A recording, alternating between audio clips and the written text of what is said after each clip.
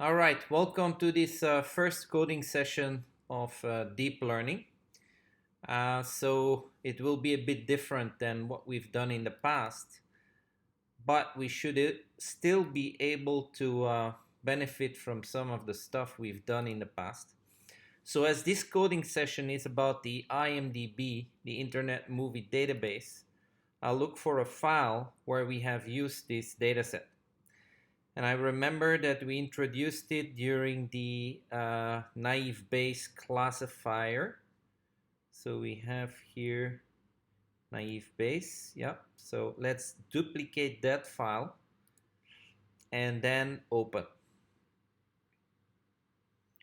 Let's open it in Google Colab.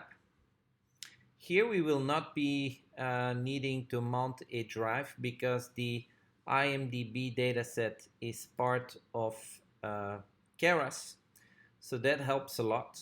Too many sessions, so let me close a few of these. This one we can terminate, this one terminates, and now we close. All right, so here we are. So first we import NumPy because we will be dealing with tensors. Tensors are arrays, and arrays are handled by NumPy.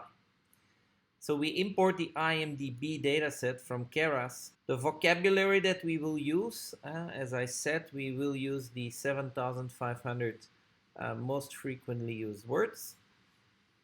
And then here is something tricky. In the past, I wrote this type of code here, which is commented out in order to fix a bug in Keras. Yeah. But now I try to run it and it doesn't work. So now there is a new type of fix, which is this one here. Not too important what it actually means, so I would just run it and not worry. Here we go. So it works. Here we are. Okay, here we can print the data that we've just uploaded, and what you will see is that it is a list of numbers. Each of these numbers represents a word. Yeah. So Keras has done this for us. Yeah. This is called tokenization, and so no need for us to do this. Then let's proceed. We have a vectorized sequences. Yes, we need to vectorize our training and our test data, which we can do with this. Here the same thing. This is exactly the same as we did in naive Bayes and the other algorithms we used on this data set. Okay, so here we go into the, you see, naive Bayes and all that stuff. So this is what we're gonna delete. Now, so let us delete all this stuff. And here we are. I will also delete that one. So now we're basically ready to start using the deep learning libraries. All right, before we import these libraries, let me change the name here. IMDb stays, but now we're gonna do deep learning on the IMDb dataset. Okay, let me do it like this. So and now we're gonna import the necessary libraries, and here they are. We have to import models, layers, optimizers, losses, and metrics. We've discussed this in the brief. And then we're gonna use a sequential model. The sequential API allows you to create models layer by layer. It's actually a simplified API, so you cannot share layers and stuff like that, but we won't be needing that for a while. So here we're gonna add our layers, and in the brief we have seen we're gonna add 2 dense layers with 16 units and 1 dense layer with 1 unit.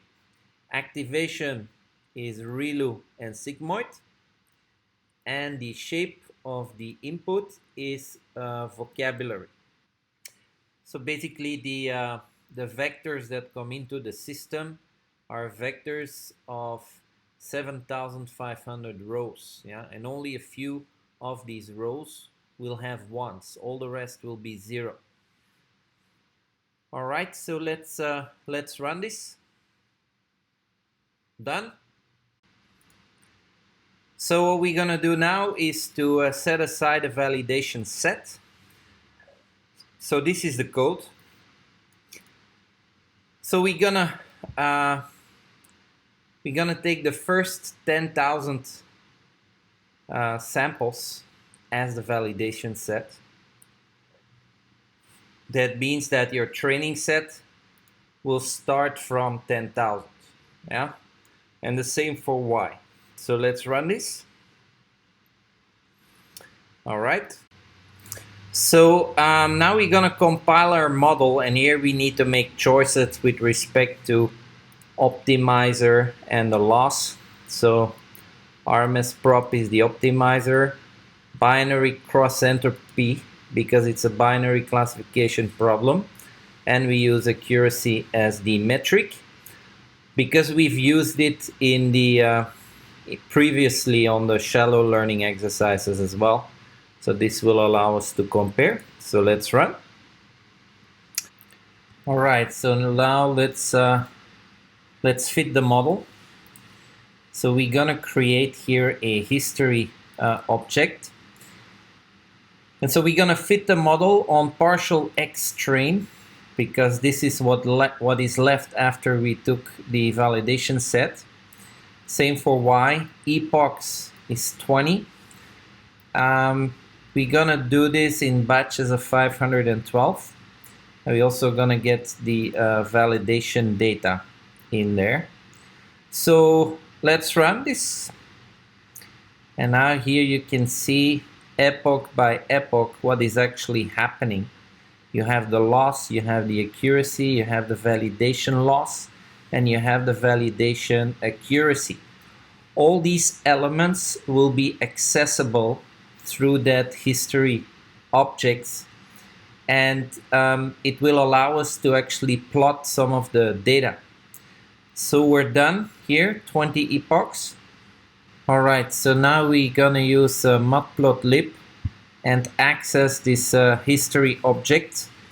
So let's paste the code here. So I import matplotlib, and then you have this history dictionary. And one thing we want is the loss values here. Yeah, loss values. The other thing that we want is the validation loss. All right. And we're gonna do that for epochs in the range from 1 to 21. So let's run this. Great. All right, so now we're ready to plot. The code is pretty simple.